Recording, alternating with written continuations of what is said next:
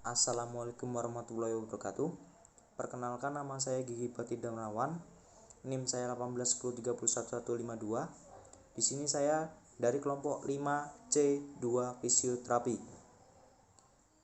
Di sini saya akan menjelaskan resum pada materi SL Manajemen Bencana 2, evakuasi korban massal. Dan video ini saya buat untuk memenuhi tugas praktikum yang diberikan oleh Pak Tri.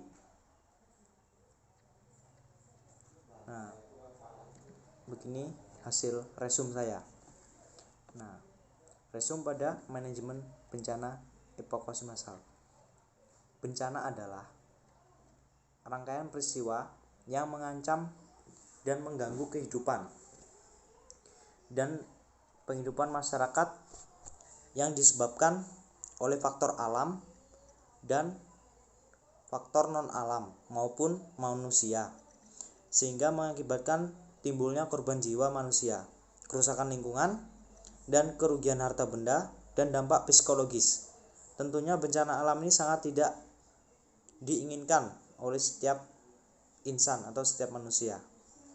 Nah, di sini bencana pun dapat dibagi menjadi dua, yaitu yang pertama bencana alam.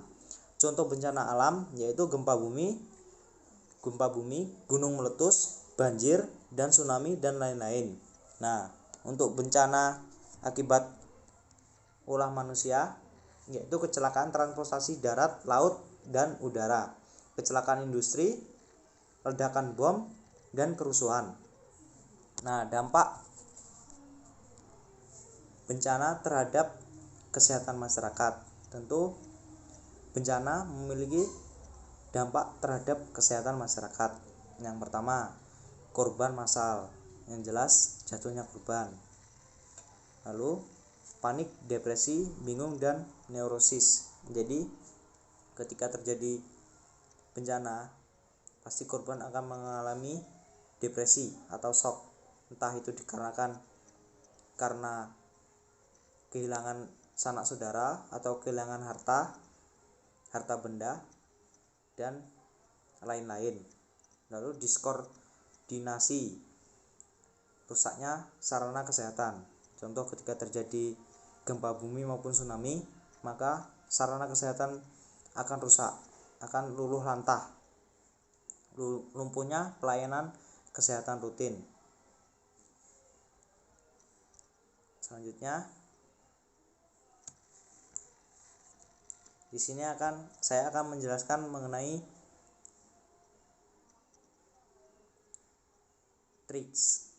triage. Maksud saya triase. Nah, pengertian triase di sini adalah suatu sistem untuk melakukan penilaian penderita berdasarkan kebutuhan pertolongan medis atau kondisi klinis korban dengan tujuan untuk menentukan prioritas penanganan dan evakuasi korban. Nah, seleksi korban ini berdasarkan problem atau gangguan yang ada pada penderita dan jumlah penderita itu sendiri. Selain itu, juga melihat gangguan ABC tanpa melihat sarana yang ada. Selain itu, kita juga memikirkan jumlah penderita itu sendiri. Seleksi ini berdasarkan berat ringannya keadaan pasien atau korban yang mempunyai kemungkinan hidup lebih besar dihadapkan pada waktu, sarana, dan tenaga yang ada. Jadi untuk memudahkan mengevakuasi korban, maka kita perlu mengetahui mengenai triase. Nah, tujuan triase di sini yaitu mendapatkan hasil yang sebaik mungkin pada kondisi jumlah pasien yang besar dengan sumber daya yang terbatas. Transport korban ke sarana kesehatan dengan fasilitas yang memadai.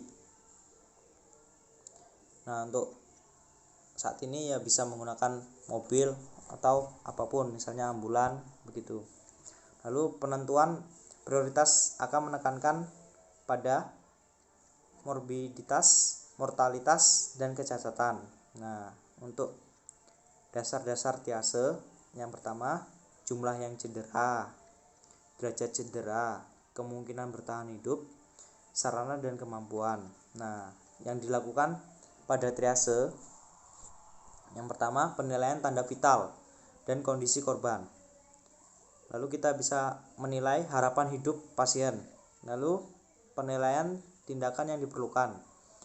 Penilaian kemampuan medis, lalu prioritas penanganan definitif dan pemberian label.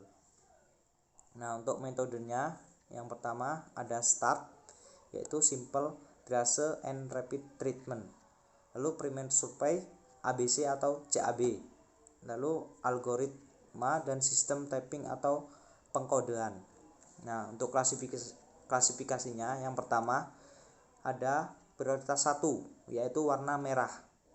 Nah, dimana pasien yang masuk klasifikasi warna merah ini yaitu yang pertama mengancam jiwa atau fungsi vital masih punya harapan hidup jika mendapatkan penanganan segera atau resusitasi. Penanganan dan pemindahan bersifat segera, dapat meninggal dalam 2 jam atau lebih jika tidak dapat penanganan yang tepat dan cepat. Nah,